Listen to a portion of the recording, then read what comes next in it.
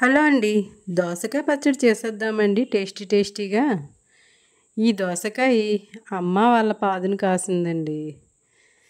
దాన్ని నేను కర్రీ వండుదామని తెచ్చాను కానీ కాయ చూడగానే ముచ్చటేసింది. పచ్చడి చేద్దాం కదా అని నా స్టైల్లో నేను చేస్తాను. మీరంతా చూస్తారని వీడియో తీస్తాను. దీనికోసం నేను ఏం చేస్తానంటే దోసకాయ ముందు కడిగేసి శుభ్రంగా దాన్ని చెక్కేసి చిన్న చిన్న ముక్కలుగా కట్ చేసుకుని పక్కన పెట్టుకున్నానండి. గింజలు కూడా వేసేయచ్చండి. గింజలు చేదుగా ఉంటే వేసుకోకూడదు, కానీ గింజలు చేదుగా లేవండి, బాగున్నాయి. దోసకాయ గింజలు తింటే కూడా మనకు చాలా ఆరోగ్యం అనమాట. అందుకోసం కట్ చేసి గింజలతో సుద్దా పక్కన పెట్టుకున్నాను. ఈలోపు స్టవ్ వెలిగించి స్టవ్ పైన ముందు పల్లీలు వేయించేసానండి. పల్లీలు వేయించి పక్కన ప్లేట్లో వేస్తాను.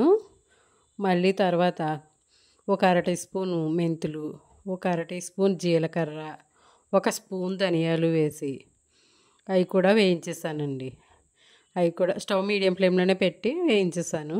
అవి కూడా ముందు పల్లీలు తీసుకున్న ప్లేట్లో వేసేసాను. ఈలోపు మళ్ళీ అదే బాణల్లో ఆయిల్ వేసి పచ్చిమిర్చి ముందే చిన్న చిన్న ముక్కలుగా కట్ చేసుకుని ఉంచుకున్నానండి. ఓ 15 పచ్చిమిర్చి వరకు వేసాను. ఆ పచ్చిమిర్చి వేసేసి వేయిస్తున్నాను.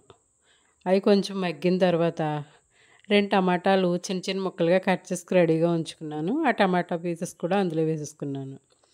ఇప్పుడు ఇవి కూడా బాగా మగ్గి వరకు వేయించేసుకుందాం. స్టవ్ మీడియం ఫ్లేమ్లో పెట్టుకుని అవి బాగా మగ్గిపోయిన తర్వాత మళ్ళీ మనం రెడీగా పెట్టుకున్న దోసకాయ ముక్కలు ఉన్నాయి కదా, అవి కూడా వేసేసుకుందాం. అవి కూడా అందులో వేసేసుకుని ఇవి కూడా మగ్గించేసుకుందామండి. కొంతమంది పచ్చి ముక్కలే చేసేస్తారండి, కానీ నేను మాత్రం వేయించేస్తున్నాను. బాగుంటుందండి, చాలా బాగుంటుంది. వేయిస్తే చాలా టేస్టీగా ఉంటుంది అన్నమాట పచ్చడి. ఒక్కసారి మీరు కూడా ట్రై చేద్దరు. కానీ ఇప్పుడు ఇది బాగా వేగాలన్నమాట. అది పచ్చి అంతా పోయే వరకు, బాగా మగ్గే వరకు వేయిద్దామండి దోసకాయ ముక్కలు.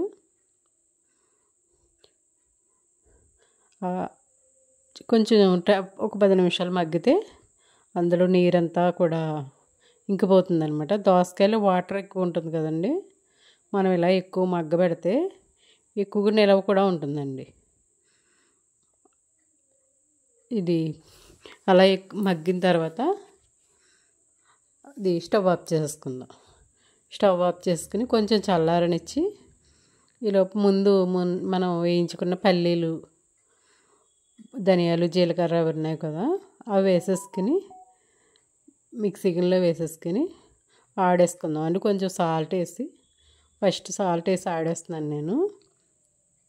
బాగా మెత్తగా నలగక్కర్లేదండి, కచ్చాపచ్చగా నలిగితే సరిపోతుంది. రోటి పచ్చడిలా ఉంటుందన్నమాట. అది కొంచెం నలిగిన తర్వాత అది తీసి మళ్ళీ అందులో నేను చింతపండు వేయలేదు కదండి ఫస్ట్.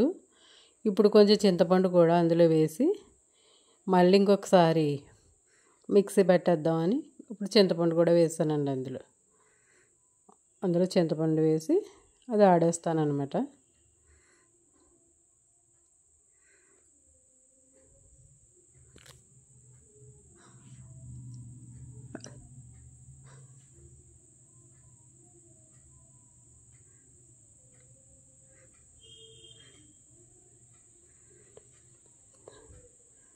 ఈ ముక్కలు రెడీగా ఉంచుకున్నాం కదండి, ఆ ముక్కలు నేను చిన్న గిన్నె పెట్టానండి, అందుకు కొంచెం కొంచెమే ఆడుతున్నాను. కొంచెం నలిగిన తర్వాత మళ్ళీ మిగిలినవి కూడా వేసి ఆడేసి మొత్తం అంతా కలిపేసుకుని పక్కన పెంచుకున్నాను. ఈలోపు మళ్ళీ స్టవ్ వెలిగించుకుని తాలింపుకి రెడీ చేసుకున్నానండి. తాలింపు కోసం కొంచెం శనగపప్పు, కొంచెం జీలకర్ర, కొద్దిగా మినప్పప్పు, కొంచెం కరివేపాకు, 2 ఎండుమిర్చి ముక్కలుగా కట్ చేసుకుని రెడీగా ఉంచుకున్నాను.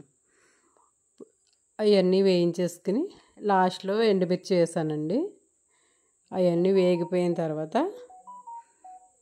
ఆ తాలింపు పట్టుకెళ్ళి మనం రెడీగా ఆడుకున్న పచ్చడి ఉంది కదా, అది వేగిపోయిన తర్వాత పట్టుకెళ్ళి ఆ పచ్చడిలో వేసేసుకుందాం స్టవ్ ఆఫ్ చేసుకుని. అంతేనండి, అందులో కలిపేసి మొత్తం అంతా కలిసేలాగా కలిపేసుకుంటే టేస్టీ టేస్టీ దోసకాయ పచ్చడి రెడీ అండి. బాయ్ అండి.